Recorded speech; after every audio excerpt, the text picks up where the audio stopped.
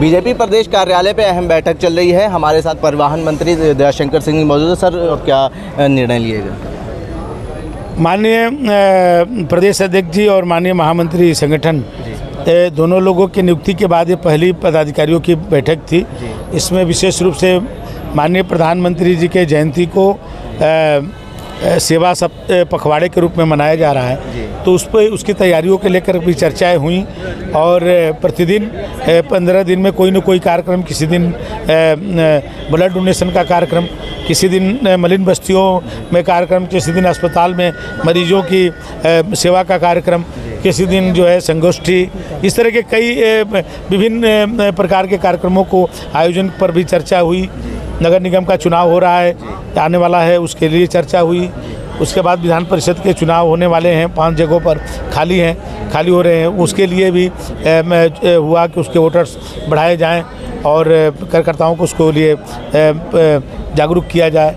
और नगर निगम में भी अलग वोटर होते हैं, सामान्य वोटर वोट नहीं करते हैं, तो उसमें भी अपने वोटर बढ़ाए जाएं, इस पर भी चर्चा हो। सर, बीजेपी में एक रूल है कि एक व्यक्ति एक पद पे रहेगा, और जैसे आप हैं परिवहन मंत्री भी हैं और साथ में प्रदेश उपाध्यक्ष भी हैं, तो क्या कुछ इससे पहले जब बैठक थी तो ये चर्चा हो रही थी कि इस बार ये फैसला होगा शायद एक पद छोड़ना पड़े, तो क्या ऐसा कुछ फैसला इस बैठक में हुआ है? देखिए, फैसला नहीं होना है, इस पर निर्णय होना है जी। माननीय अध्यक्ष जी, अब ऐसे जो लोग होंगे जिन पर डबल जिम्मेदारी है, उसे एक जिम्मेदारी से मुक्त कर देंगे कि जहाँ पर अपना अच्छे से ढंग से काम करेंगे, ज़्यादा समय उस पर अपने को फोकस करेंगे। भाजपा में एक व्यक्ति एक पद का सिद्धांत है, उसको अध्यक्ष जी लागू करेंगे। और सर, लोकसभा चुनाव भी करीब आ रहा है, उसके लिए क्या कुछ तैयारियां करी जा रही हैं, और जिस तरीके से कांग्रेस भारत जोड़ो यात्रा निकाल रही है, उसको किस तरीके से देखती है भाजपा?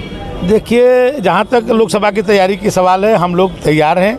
मोदी जी की आंधी अभी लोगों ने देखा है भाई, चाहे 14 में, 17 में, 19 में, 22 में, अब तो उनकी सुनामी आने वाली है। 80 की 80 सीटें भाजपा जीतेगी। और जहाँ तक कांग्रेस का जो भारत जोड़ो है, तो कांग्रेस को ये सोचना चाहिए कि भारत को तोड़ा किसने? भाई, देश की आज़ादी के बाद सबसे ज़्यादा शासन किसने किया, और देश की आज़ादी के दिन से ही वो भारत को तोड़ने लगे। आज जो कश्मीर समस्या से लेकर के जो जितनी समस्या आई है, वो किसने, इसका जनक कौन रहा है? तो उनको तो पहले प्रायश्चित यात्रा निकालनी चाहिए कि जो गलतियां कांग्रेस ने किया आज़ादी के बाद, उसके लिए प्रायश्चित करें, फिर उसके बाद भारत जोड़ो यात्रा निकालें।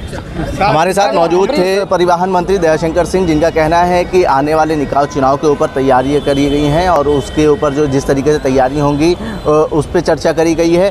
और 17 सितंबर को प्रधानमंत्री नरेंद्र मोदी का जन्मदिन है, उसको लेके जो पखवाड़ा सेवा है उसकी भी तैयारी करी गई है, उसके ऊपर विस्तार से चर्चा करी गई है।